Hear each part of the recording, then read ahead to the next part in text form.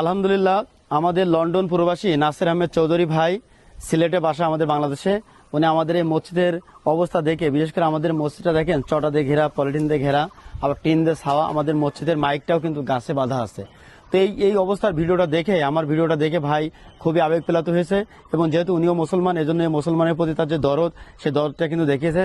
তো এই মসজিদটা কিন্তু উনি সম্পূর্ণ করে দেওয়ার একটা প্রক্রিয়া শুরু করেছে, এবং আলহামদুলিল্লাহ তিনি কিন্তু আমাদের এই যে আসুন সবাই, আমাদের এই মসজিদটা যে কলাম তৈরি হয়েছে এর উপরেই বাকি সম্পূর্ণ কাজ তৈরি করে দেবে। এখানে আমাদের মুসল্লিরা অনেকে আছে, আমাদের নামাজ শেষে কিছু মুসল্লি আমাদের সাথে আছে।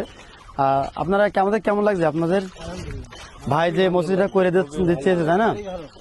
তো এখানে 8 শতক জমি আছে। 8 শতক জমির পরে এখানে প্রায় 3-4 শতকের পরে মসজিদটার অবকাঠামো তৈরি হয়ে গেছে।